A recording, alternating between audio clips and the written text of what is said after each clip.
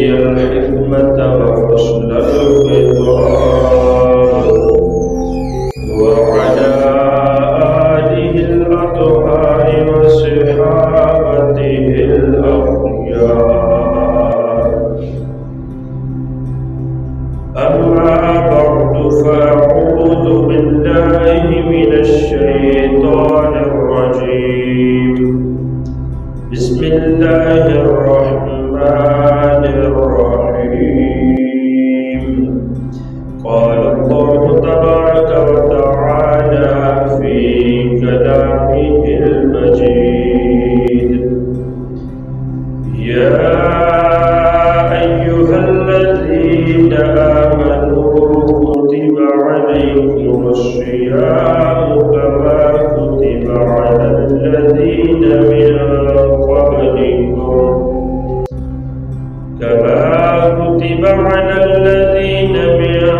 قبلكم لعلكم تتقون.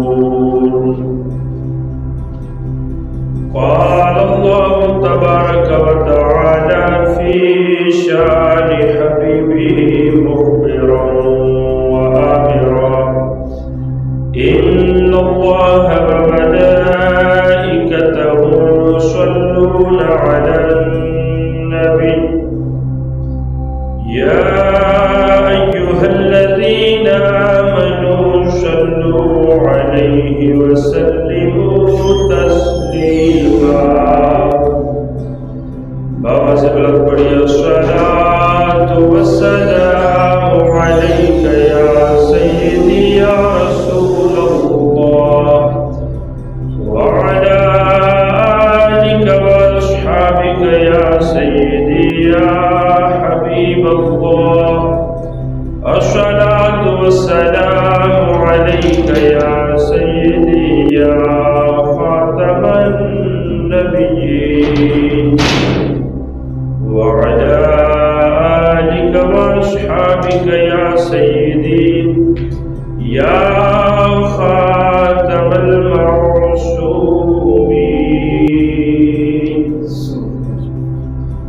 مولاي صل وسلم دائما أبدا على حبيبك خير الخلق كلهم. امداد کن از بند غم آزاد کن، در دین و دنیا شاد کن یا غوث الاعظم دستگیر. گنج بخش فیض عالم مظہر نور خدا، ناکشارہ پیر کامل کا مینارہ رہنما. گنج بخشی آپ کی مشہور ہم پہ کر کرم کروا کرم، دونوں جہاں میں رکھ شرم. کریمہ بے بخشائے برحال با کہ ہستم اسیر کمند ہوا. ندارم غیر از تو فریاد رس، توی آسیارا خطا بخش بس. نگہدار مارا سے راہ خطا در گزارو شباب اللہ جل شانہ کی حمد و ثنا اور نبی کریم رؤوف الرحیم علیہ التحیۃ و تسلیم کے دربار میں ہدیہ درود و سلام عرض کرنے کے بعد میرے معزز و محتشم سامعین کرام، السلام علیکم ورحمۃ اللہ وبرکاتہ. احباب دیوکار، اللہ تبارک و تعالیٰ کا کروڑ احسان ہے کہ اس نے ہمیں زندگی میں ایک مرتبہ پھر رمضان المبارک کا پربہار مہینہ عطا فرمایا، اور اس مہینے میں اللہ تبارک و تعالیٰ نے ہمیں سید الایام جمعۃ المبارک عطا فرمایا ہے. اللہ کے کائنات جل شانہ ہمیں اس رمضان المبارک میں اس کی فرما برداری کرتے ہوئے روزے رکھنے کی، نمازیں ادا کرنے کی توفیق عطا فرمائے، اور دیگر تمام معاملات میں اللہ کے کائنات جل شانہ ہمیں نیکی کی طرف جانے کی توفیق عطا فرمائے۔ رمضان کے تقدس کا خیال رکھنے اور اس کے تقدس سے کی پابندی سے بچنے کی توفیق عطا فرمائے۔ اللہ کی کائنات جل شانہ کی بارگاہ میں دعا ہے کہ اللہ کی کائنات جل شانہ مجھے حق سچ بیان کرنے اور احباب کو سن کر اس پر عمل کرنے، اسے دوسروں تک پہنچانے کی توفیق عطا فرمائے۔ احباب ذی وقار، روزہ یہ ذریعہ ہے تقوی کا۔ اللہ تبارک و تعالیٰ نے امت محمدیہ پر روزے فرض فرمائے اور ساتھ میں یہ بھی فرما دیا کہ اے میرے محبوب کی امتیوں، یہ صرف تمہارے اوپر فرض نہیں ہوئے بلکہ ہم نے ان کو پہلی امتوں پر بھی فرض فرمایا ہے۔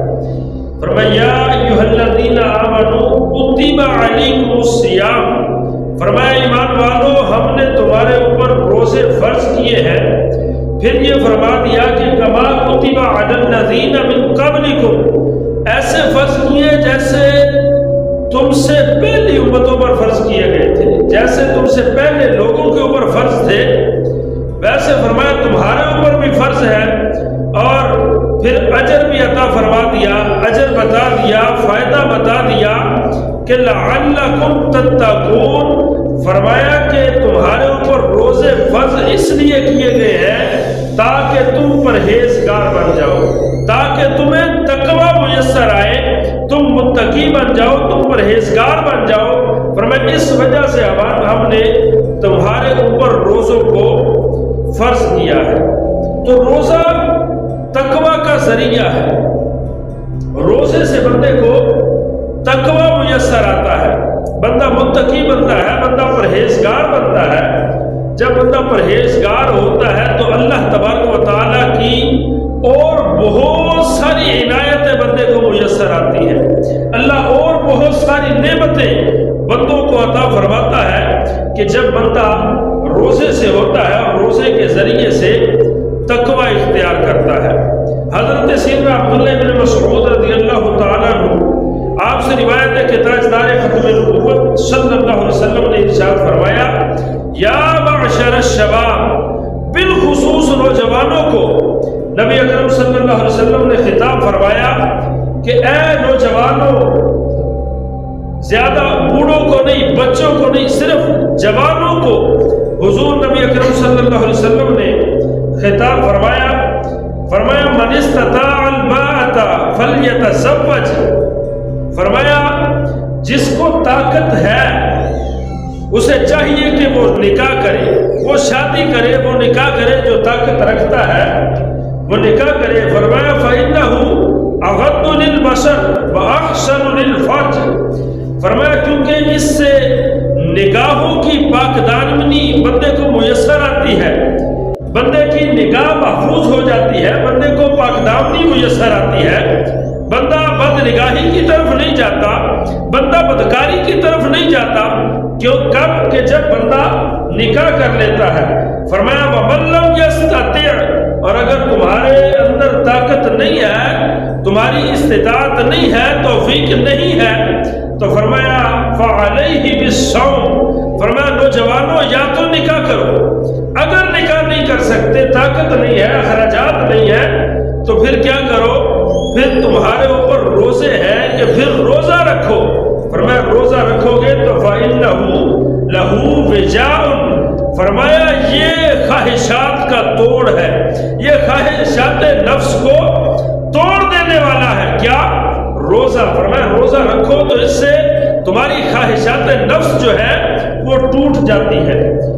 ہمیں معلوم ہے کہ گناہ بندہ اس وقت کرتا ہے جب وہ سیر ہوتا ہے، بھوکے پیٹ بندہ گناہ بھی نہیں کرتا کہ اس کے پیٹ میں چیز ہی کوئی نہیں ہے، اس کی کمر سیدھی نہیں ہے، تو وہ گناہ کیا کرے گا؟ تو گناہ بندہ کرتا ہے سیر ہو کر.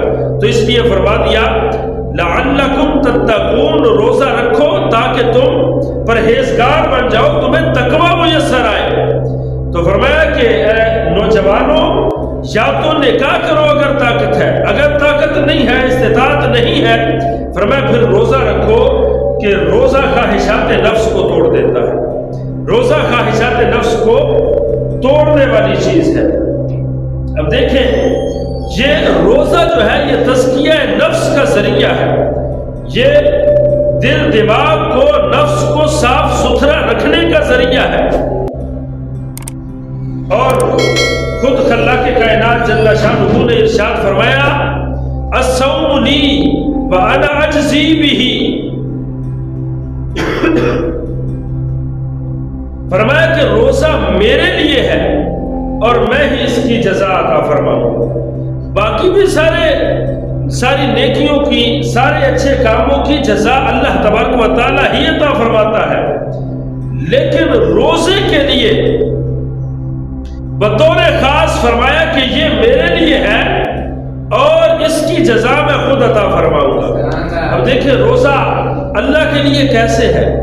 ہم اور دیگر عبادات کرتے ہیں تو لوگوں کو پتہ ہوتا ہے کہ یہ عبادت کر رہا ہے. ہم زکوٰۃ ادا کرتے ہیں، ہم کسی کو نہ بتائیں کہ زکوٰۃ دے رہا ہو، لیکن جس کو دی ہے یا ہدیہ کہہ کے دیا ہے اسے تو پتہ ہے نا اس بندے نے نیکی کی ہے.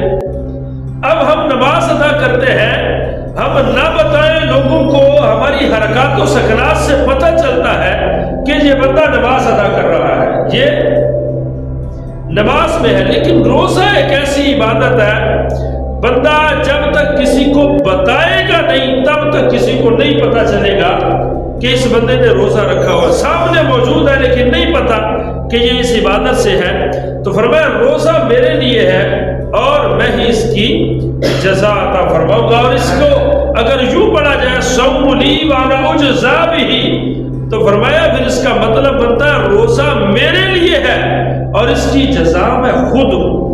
اب بندہ اور عبادات کرتا ہے تو اسے جنت ملتی ہے، جنت میں محلات ملتے ہیں. تو فرمایا جو بندہ روزہ رکھتا ہے اسے جنت تو ملتی ہے، خود رب کائنات اسے مل جاتا ہے. اللہ تبارک و تعالیٰ نے فرمایا کہ روزہ میرے لیے ہے اور میں خود اس کی جزا ہوں. یوں کہنے کہ جو بندہ نماز پڑھتا ہے، دیگر عبادات کرتا ہے، دیگر اچھے کام کرتا ہے، نیکیاں کرتا ہے ایمان کے ساتھ، تو اس کے لیے تو جنت ہے، اس کے لیے بڑی نعمتیں ہیں. لیکن روزہ دار کو فرمایا کہ روزہ دار کے لیے خود رب کائنات ہے. اور یہ بھی فرمایا نا کہ روزہ دار کے لیے دو خوشیاں ہیں، للصائم فرحتان، فرمایا روزہ دار کے لیے دو خوشیاں ہیں. فرحت عند فطرہ، ایک خوشی ہے جب وہ روزہ افطار کرتا ہے. جب روزہ افطار کرتا ہے تو اللہ تبارک و تعالیٰ اسے خوشی عطا فرماتا ہے. ایک خوشی بندے کو میسر آتی ہے کہ صبح سے کچھ نہیں کھایا تھا، اب کھانے کو میسر ہے. اور دوسری بات یہ کہ صبح سے اللہ تبارک و تعالیٰ کے فرمان کے مطابق میں نے روزہ رکھا ہوا تھا، کچھ بھی نہیں کھا رہا تھا، کچھ نہیں پی رہا تھا، تو اب اللہ تبارک و تعالیٰ کی طرف سے اس وقت میں اجازت ہے، تو اب ہم نے روزہ افطار کرنا ہے. تو فرمایا فرحت عند فطرہ، ایک خوشی اس کے افطار کے وقت میں ہے کہ جب وہ افطار کرتا ہے تو اسے خوشی میسر آتی ہے. تو یہ تو دنیا میں خوشی مل جاتی ہے بندے کو، روزہ دار کو. لیکن فرمایا کہ وہ فرحت عند لقاء ربہ، فرمایا دوسری خوشی اس بندے کو، اس روزہ دار کو اللہ تبارک و تعالیٰ کی ملاقات کی صورت میں میسر ہو کہ جو بندہ روزہ رکھتا ہے اللہ تبارک و تعالیٰ اس سے لقاء فرمائے گا، اس کی اللہ سے ملاقات ہوگی. کیونکہ اس نے روزہ رب کے لیے رکھا، روزہ اس نے اللہ تبارک و تعالیٰ کے لیے رکھا ہے. اور کسی کو پتہ ہے یا نہیں پتہ، لیکن رب جانتا ہے کہ اس بندے نے روزہ رکھا ہے. بندہ نہیں بتائے گا، کسی کو پتہ نہیں چل پائے گا. تو اب رمضان اور قرآن اور رمضان کا جو رشتہ ہے وہ یہ کہ قرآن کریم رمضان المبارک کے اندر نازل ہوا۔ اب ایک روایت ہے، اس میں فرمایا کہ رمضان بھی بندے کی شفاعت کرتا ہے اور قرآن بھی بندے کی شفاعت کرتا ہے۔ فرمایا رمضان عرض کرے گا کہ مالک میں نے اس بندے کو سارا دن بھوکا پیاسا رکھا ہے، میں نے اس بندے کو سارا دن بھوکا پیاسا رکھا ہے، میں نے اس کو کچھ کھانے نہیں دیا، کچھ پینے نہیں دیا، اس کی میں مالک تیری بارگاہ میں سفارش کرتا ہوں کہ اس کو معاف فرما دے، اس کی مغفرت فرما دے۔ اب قرآن عرض کرے گا مالک میں نے ساری رات اس کو جگائے رکھا ہے، میں نے اس کو سونے نہیں دیا، رات کو یہ میری تلاوت کرتا رہا۔ عرض کرے گا مالک میں اس کی سفارش کرتا ہوں۔ تو فرمایا حضور نبی اکرم صلی اللہ علیہ وسلم نے کہ ان دونوں کی سفارش اللہ تبارک و تعالیٰ قبول فرمائے۔ اور رمضان اور قرآن بندے کی مغفرت کی سفارش کرتے ہیں، بندے کی شفاعت کرتے ہیں، تو اللہ تبارک و تعالیٰ رمضان اور قرآن کی شفاعت کو قبول فرمائے گا۔ اب جیسے روزہ رکھنے کا ثواب ہے یا رمضان میں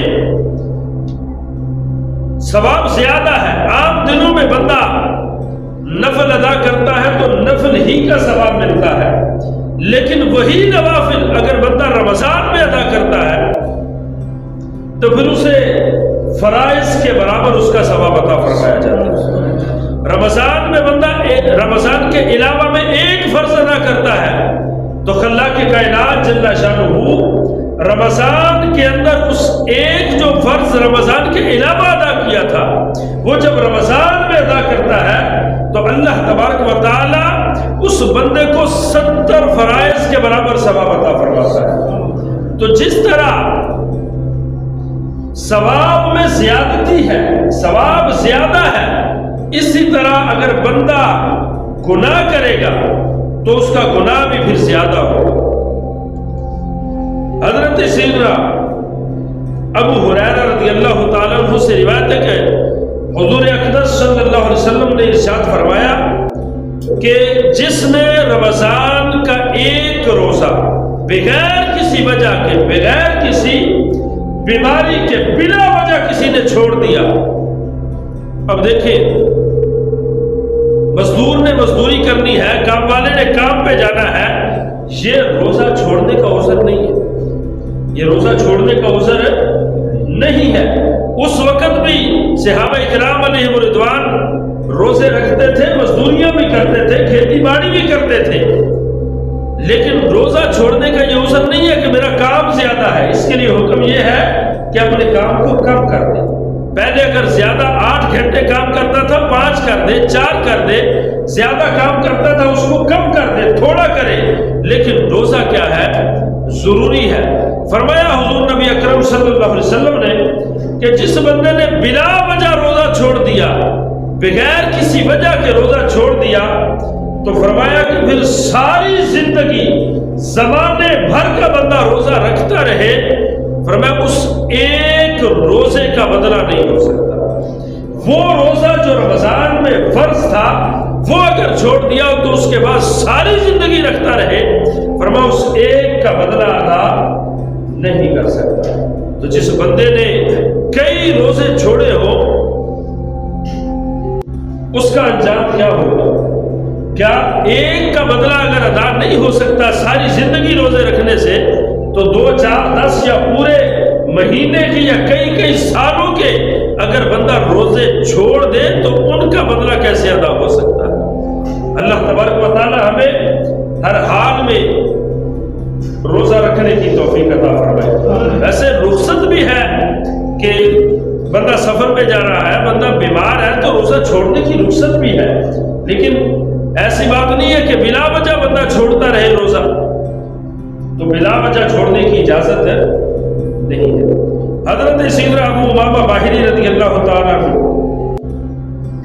آپ فرماتے ہیں کہ میں نے سرکار دو عالم صلی اللہ علیہ وسلم کو یہ فرماتے ہوئے سنا کہ میں سویا ہوا تھا تو میں نے خواب دیکھا خواب میں دو شخص میرے پاس آئے اور مجھے ایک دشوار گزار پہاڑ پر لے گئے، یعنی جس کا بڑا کٹھن راستہ ہے، بڑی مشکل سے وہاں گزرا جاتا ہے، بڑی دشواری ہوتی ہے گزرنے میں۔ تو فرمایا کہ جب میں پہاڑ کے درمیانی حصے پر پہنچا تو وہاں بڑی سخت آوازیں آ رہی تھی۔ تو میں نے پوچھا، میں نے کہا یہ آوازیں کیسی ہیں؟ تو مجھے بتایا گیا کہ یہ جہنمیوں کی آوازیں ہیں۔ پھر مجھے اور آگے لے جایا گیا تو میں کچھ ایسے لوگوں کے پاس سے گزرا کہ ان کو ان کے ٹخنوں کی رگوں میں باندھ کر الٹا لٹکایا گیا تھا، یعنی ٹخنوں کی رگوں میں باندھ کر الٹا انہیں لٹکایا گیا تھا، اور ان لوگوں کے جبڑے پھاڑ دیے گئے تھے جن سے خون بہ رہا تھا۔ تو فرمایا کہ میں نے پوچھا یہ کون لوگ ہیں؟ تو مجھے بتایا گیا یہ لوگ روزہ افطار کرتے تھے قبل اس کے کہ روزہ افطار کرنا حلال ہو، یعنی روزہ نہیں رکھا کرتے تھے۔ یہ انجام کیا ہے؟ کن لوگوں کا ہے کہ الٹے لٹکے ہوئے ہیں اور جبڑے چیرے ہوئے ہیں، خون بہ رہا ہے۔ فرمایا یہ وہ لوگ ہیں جو روزہ نہیں رکھا کرتے تھے، جو وقت سے پہلے روزہ افطار کیا کرتے تھے۔ مراد یہ یا تو رکھتے نہیں تھے یا پھر رکھ کر روزے کو توڑ دیا کرتے تھے۔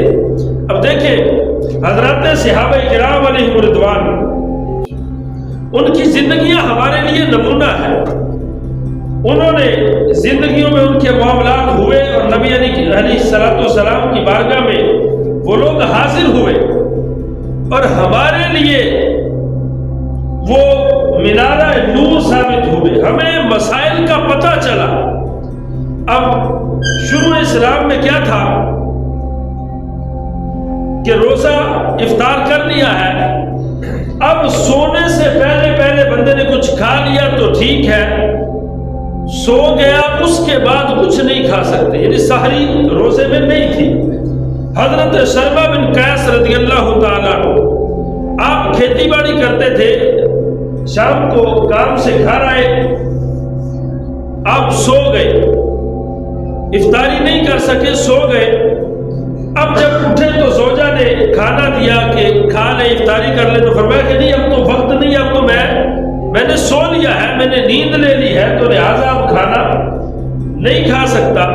اب اگلے دن اسی حالت میں دوبارہ کام پہ چلے گئے، کھیتی باڑی کر رہے تھے، تو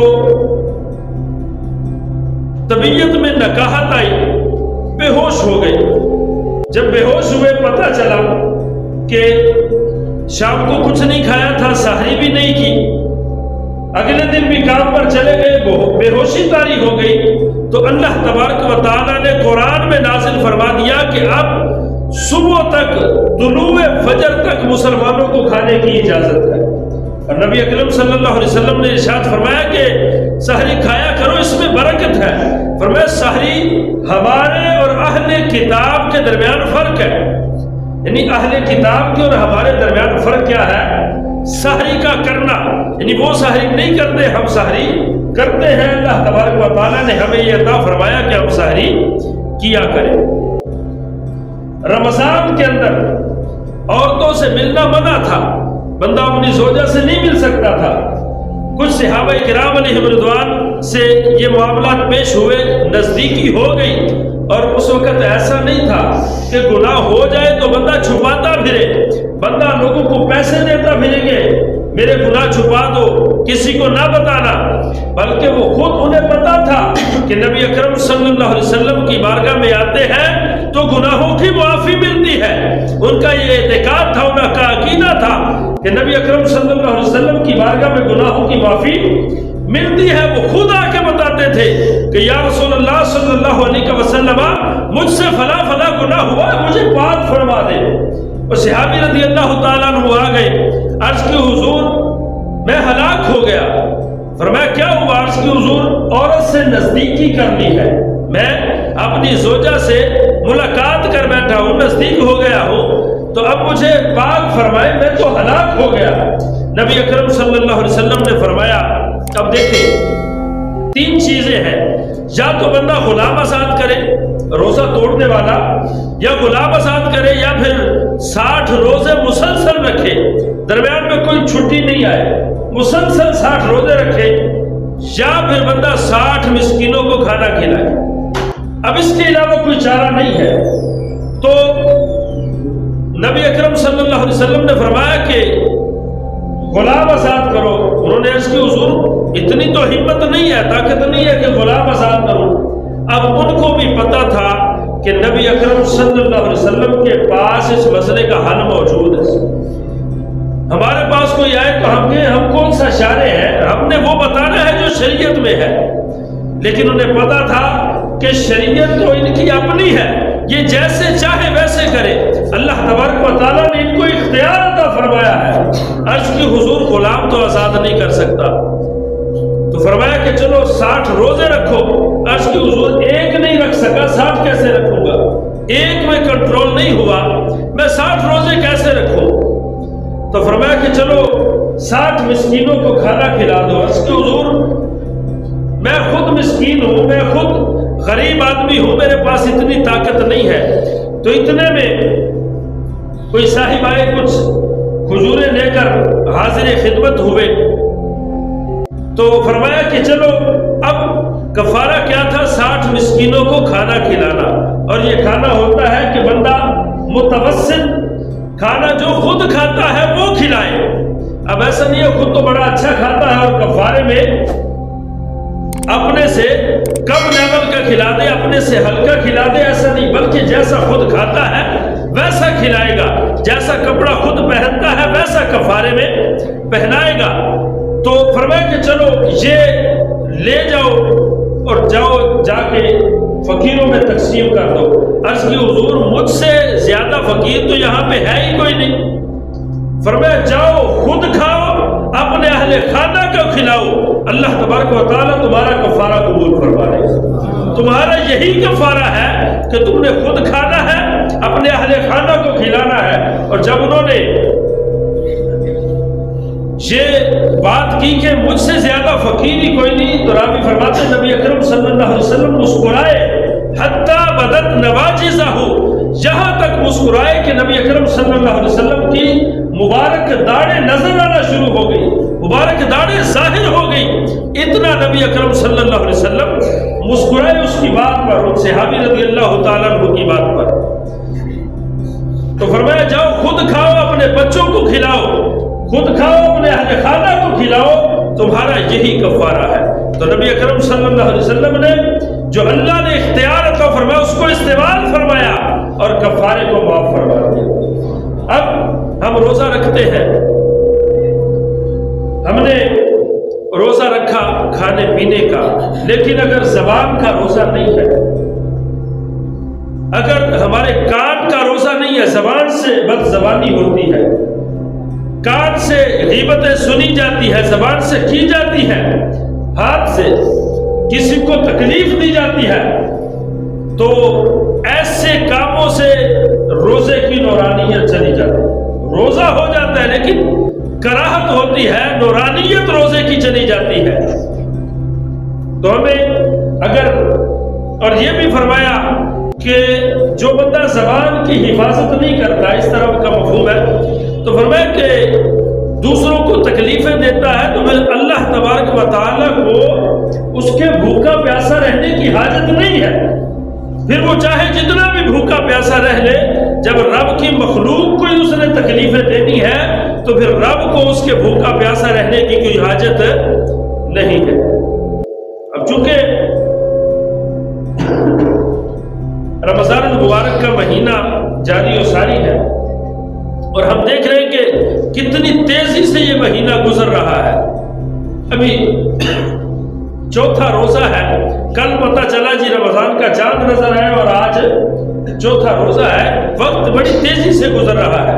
ہمیں چاہیے ہم اس مہینے میں، اس وقت میں جتنی ہم سے ہو سکے ہم رحمتیں سمیٹ لیں، اور کچھ باتیں اب دیکھیں ثواب ہے اللہ تبارک و تعالیٰ کی راہ میں خرچ کرنے کا، اور اس مہینے میں زیادہ ہے، لیکن ہم نے دیکھنا یہ ہے کہ کیا جس کو ہم دے رہے ہیں کیا واقعی اس کا بنتا ہے؟ سب سے پہلے تو ہم اپنے ارد گرد میں دیکھیں کہ ہمارے ارد گرد میں لوگ موجود ہیں، سفید پوش ہیں، جو کسی کے آگے ہاتھ نہیں پھیلاتے، ہم ان کے ساتھ تعاون کریں۔ اور جو مانگنے والے ہیں، میں چند ایک آپ کو سٹائل بتاؤں جو مانگتے ہیں۔ ابھی پچھلے دنوں ہماری مسجد میں بھی مجھے پتا چلا ایک عورت آ گئی، اس نے مانگنا شروع کیا۔ تو اگر تو مانگنے والا مرد ہے، پھر اس کا کوئی بھائی ہوگا جس کی ٹانگ کٹی ہوگی یا اس کو کینسر ہوگا۔ یہ جو مشہور ان کے طریقے ہیں، جو سٹائل ہے مانگنے کے۔ اگر وہ عورت ہے، جوان ہے، تو اس کا باپ نہیں ہوگا، بھائی نہیں ہوگا، وہ بہنیں ہی بہنیں ہوں گی۔ اگر وہ کوئی بوڑھی عورت ہے تو پھر وہ کہے گی جی میرا خاوند فوت ہو گیا، بیٹا ہے کوئی نہیں، 6-7 میری بیٹیاں ہیں، ان کی سب کی کفالت کرنی ہے، ان کی شادیاں کرنی ہے، یہ وہ۔ اب یہ لوگ کیا کرتے ہیں؟ صرف پیسے اکٹھے کرتے ہیں۔ ہمارے اسی محلے کی بات ہے، یہاں پہ ایک عورت آئی، کچھ لوگوں نے ان کو پیسے دیے، گھر کے کپڑے دیے، تو پتہ چلا کہ وہ پیسے تو لے کر چلی گئی، لیکن جو کپڑے تھے وہ یہاں باہر مسجد کے باہر شاپر وہ سارا بنا کے مسجد کے باہر رکھ کے چلی گئی۔ تو اگر وہ واقعتاً ضرورت مند تھی، وہ اگر گھروں میں جا کے کہہ رہی تھی کہ مجھے کپڑے دے دے، اترے ہوئے کپڑے دے دے، تو پھر وہ لے کر کیوں نہیں گئی؟ تو بعض اوقات یہ مانگنے والے جو فقیر ہوتے ہیں یا ایسے سوال کرتے رہتے ہیں، یہ خود صاحب نصاب ہوتے ہیں، ان کے پاس اتنی مال و دولت ہوتی ہے، ہمیں پتہ چلے تو ہم کہیں کہ یہ تو ہمارے سے بھی اوپر ہے۔ اور دوسری بات فرمایا، رمضان جو ہے یہ غمخواری کا مہینہ۔ رمضان ایک دوسرے کے غم بانٹنے کا مہینہ ہے، لیکن افسوس کے ساتھ ہے، میں یہ افسوس کے ساتھ کہہ رہا ہوں کہ ہمارے ہاں ہوتا کیا ہے کہ معاذ اللہ ہم نے اس کو لوٹ ماری کا مہینہ شروع سمجھ لیا۔ ہم اس کو معاذ اللہ سمجھتے ہیں یہ لوٹ ماری کا مہینہ ہے۔ ایک چیز کا ریٹ پہلے کم ہوتا ہے، رمضان چڑھتا ہے تو اس کا یکدم سے ریٹ اوپر چلا جاتا ہے۔ اور پھر کھانے پینے کی چیزیں، پتہ ہے کہ لوگوں نے فروٹ خریدنے ہیں، یہ لے کر جائیں گے، لوگوں نے افطاریاں کروانی ہے، خود گھر میں کھانے پینے کے لیے فروٹ وغیرہ لے کر جانے ہیں، وہ مہنگے ہو جاتے ہیں۔ تو اس لیے یہ ذخیرہ اندوزی سے بھی بچنا چاہیے۔ اللہ تبارک و تعالیٰ نے اس کو غمخواری کا مہینہ بنایا اور ہم نے اس کو معاذ اللہ لوٹ ماری کا مہینہ سمجھ لیا۔ اس سے ہمیں بچنا چاہیے خود بھی، اور جہاں تک ہماری رسائی ہو ہم سمجھائیں، ہم بتائیں کہ بھئی یہ جو آپ کام کر رہے ہیں یہ غلط کر رہے ہیں۔ ایسا جو کام ہے جو معاذ اللہ لوٹنے والا کام ہے قوم کو، اور رمضان تو برکتوں والا مہینہ ہے، رمضان تو بہار کا مہینہ، یہ نیکیوں کی بہار ہے، نیکیوں کا ماہ بہار ہے، موسم بہار ہے، اس میں نیکیاں زیادہ ملتی ہے، ثواب زیادہ ملتا ہے۔ لیکن اس میں اگر بندہ مسلمانوں کو تنگ کرتا رہے، مومنوں کو پریشان کرتا رہے، تو جس مخلوق کو یہ پریشان کر رہا ہے اس کا خالق بھی بڑا پاورفل ہے، پھر ان بندوں کا نقصان بھی ہوتا ہے۔ ایسا بھی ہوتا ہے کہ بندے نے ذخیرہ اندوزی کی ہے اور اس کا بہت زیادہ نقصان ہوا ہے، یہی اگر وہ مال باہر نکالتا تو لوگوں تک وہ مال پہنچ جاتا، لوگ اس کو استعمال کرتے، لوگوں کے منہ سے دعائیں نکلتی۔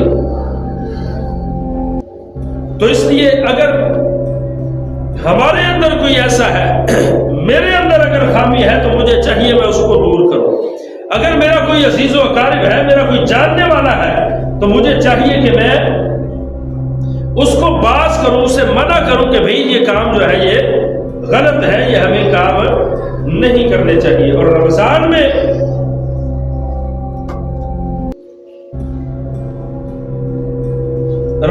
میں یہ اعلان کیا جاتا ہے کہ مانگو کیا مانگنا ہے۔ ویسے تو شب برات میں اعلان ہوتا ہے ساری رات کا، لیکن رمضان کی ہر رات میں اعلان ہے کہ جو مانگنا ہے مانگ لو، جو چاہنا ہے چاہ لو، جو رب سے مانگنا ہے مانگ لو۔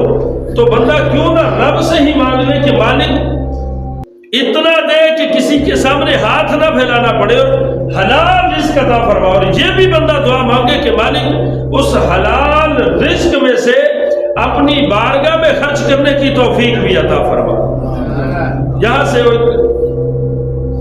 حضور نبی اکرم صلی اللہ علیہ وسلم نے جب فرما دیا مانگنے کے حوالے سے، حضرت سیدنا ربیعہ بن کعب اسلمی رضی اللہ تعالیٰ عنہ آپ فرماتے ہیں کہ نبی اکرم صلی اللہ علیہ وسلم نے ایک مرتبہ مجھ سے فرماتے میں نے وضو کروایا تو حضور اقدس صلی اللہ علیہ وسلم نے ارشاد فرمایا کہ ربیعہ مانگو، سل ربیعہ مانگو، کیا مانگتے ہو؟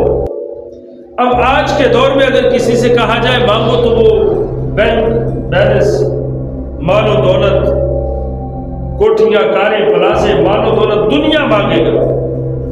نبی اکرم صلی اللہ علیہ وسلم نے جب فرمایا کہ ربیعہ مانگو، یہاں میرے ذہن میں بات آئی کہ محمود غزنوی رحمۃ اللہ تعالیٰ علیہ نے ایک مرتبہ موتی جو ہے نا پھینک دیے، اور جو بھی آفیسرز تھے وہاں پر انہوں نے کہا کہ یہ موتی چن لو، خود آگے نکل گئے تو تھوڑی دور جا کے دیکھا کہ پیچھے ایاز آ رہے ہیں، تو کہا کہ ایاز تمہیں موتیوں کی ضرورت نہیں ہے؟ تو اس کی عالی جان جن کو موتیوں کی ضرورت تھی وہ موتی چن رہے ہیں، مجھے موتیوں والے کی ضرورت ہے، میں موتیوں والے کے پیچھے آ رہا ہوں، میں موتیوں والا چاہتا ہوں۔ تو جب خود مالک مل جائے تو جو اس کی جائیداد ہے ساری وہ بھی تو بندے کی ہوتی ہے نا۔ تو نبی اکرم صلی اللہ علیہ وسلم نے فرمایا سل ربیعہ مانگو، کیا مانگتے ہو؟ اب حضرت ربیعہ رضی اللہ تعالیٰ عنہ کو پتا تھا کہ میرے حبیب مکرم صلی اللہ علیہ وسلم کیا دے سکتے ہیں اور کیا کچھ دے سکتے ہیں کیا کچھ، یہ کہ وہ کچھ دے نہیں سکتے، یہ بحث نہ کر، ہوش میں آ اور بھی کچھ مانگ۔ حضرت ربیعہ آپ نے عرض کی اسألک مرافقتک فی الجنہ، عرض کی یا رسول اللہ صلی اللہ علیہ وسلم میں جنت میں آپ کی رفاقت مانگتا ہوں، جی میں جنت میں آپ کی رفاقت مانگتا ہوں، آپ کی ہمسائیگی مانگتا ہوں، یا رسول اللہ صلی اللہ علیہ وسلم جنت میں مجھے اپنا پڑوس عطا فرما دے۔ تو نبی اکرم صلی اللہ علیہ وسلم نے فرمایا ابا غیر ذالک، ربیعہ اس کے علاوہ کچھ اور مانگو، یعنی یہ جنت تمہیں دے دی، اس کے علاوہ کچھ اور مانگ لو۔ تو اس کی حضور اس کے علاوہ اب اور کچھ مانگنے کی حاجت نہیں ہے کہ تجھ سے تجھی کو مانگ لی ساری کائنات، مجھ سا کوئی گدا نہیں، تجھ سا کوئی سخی نہیں۔ یا رسول اللہ آپ سے آپ کو مانگا ہے تو ساری کائنات مانگ لی ہے، تو میرے جیسا کوئی مانگنے والا نہیں، آپ جیسا کوئی عطا فرمانے والا نہیں۔ تو یہ نبی اکرم صلی اللہ علیہ وسلم سے انہوں نے یہ مانگ لیا، کیا مانگا؟ جنت مانگی، جنت میں حضور نبی اکرم صلی اللہ علیہ وسلم کی رفاقت مانگی، تو گویا انہوں نے جنت کا سب سے اعلیٰ درجہ حضور نبی اکرم صلی اللہ علیہ وسلم سے سوال کر لیا۔ تجھ سے تجھی کو مانگ لی ساری کائنات، مجھ سا کوئی گدا نہیں، تجھ سا کوئی سخی نہیں۔ تو اسی لیے یہ اس بحث میں نہیں پڑنا چاہیے کہ حضور نبی اکرم صلی اللہ علیہ وسلم یہ دے سکتے، یہ نہیں دے سکتے، معاذ اللہ۔ اور حضور نبی اکرم صلی اللہ علیہ وسلم کے ساتھ کون مل سکتا ہے؟ صوم وصال یعنی ملا کر روزے رکھنا منع ہے کہ بندہ مسلسل روزے رکھتا رہے۔ صحابہ کرام علیہم رضوان نے روزے رکھنا شروع کر دیے۔ آج تو معاذ اللہ لوگ کہتے ہیں نا کہ ان کی بھی دو آنکھیں ہماری بھی دو آنکھیں، ان کے دو ہاتھ ہمارے دو ہاتھ، ان کی دو ٹانگیں ہماری دو ٹانگیں، ہم بھی ان کے جیسے وہ ہمارے جیسے۔ تو خود نبی اکرم صلی اللہ علیہ وسلم نے کیا فرمایا؟ بخاری شریف کی روایت ہے، فرمایا صحابہ کرام علیہم رضوان صوم وصال شروع کر دیے، مسلسل روزے رکھنے شروع کر دیے۔ کمزوری ہوئی تو نبی اکرم صلی اللہ علیہ وسلم نے پوچھا کہ کیا بات ہے؟ عرض کی حضور ہم بھی صوم وصال رکھتے ہیں، ہم ملا کے روزے رکھتے ہیں۔ تو نبی اکرم صلی اللہ علیہ وسلم نے فرمایا کہ نہ رکھا کرو، ملا کے روزے نہ رکھا کرو۔ عرض کی حضور آپ بھی تو رکھتے ہیں، آپ بھی روزے رکھتے ہیں، تو ہم آپ کی اتباع کرتے ہیں، ہم آپ کے پیچھے پیچھے چلتے ہیں۔ تو نبی اکرم صلی اللہ علیہ وسلم نے ایک جملہ ارشاد فرمایا ایکم مثلی، فرمایا تم میں سے میری مثل کون ہے؟ کون ہے جو تم میں میرے جیسا ہو؟ جب اتنے اجل صحابہ کرام علیہم رضوان کو نبی اکرم صلی اللہ علیہ وسلم یہ فرمائے کہ ایکم مثلی، تم میں میرے جیسا کون ہے؟ یعنی کس کی اتنی ہمت ہے، کس کے اندر اتنی طاقت ہے کہ وہ میری طرح روزے رکھ لے؟ تو پھر آج کے لوگ تو وہ کس بات کی بولی ہے کہ کہیں کہ ہم معاذ اللہ نبی اکرم صلی اللہ علیہ وسلم کے جیسے ہیں؟ تو فرمایا ایکم مثلی، تم میں کون ہے جو میری مثل ہے؟ مطلب یہ ہے کہ تم میں میری مثل کوئی نہیں ہے، کوئی میری مثل نہیں ہے۔ اللہ تبارک و تعالیٰ نے اپنا محبوب ایک ہی بنایا ہے، ایک ہی اللہ تبارک و تعالیٰ نے اپنا محبوب بنایا، آپ کی مثل بھی کوئی نہیں بنایا۔ اللہ تبارک و تعالیٰ ہمیں عمل کی توفیق عطا فرمائے۔ باخر دعوانا ان الحمدللہ رب العالمین۔ Thank you for watching my video.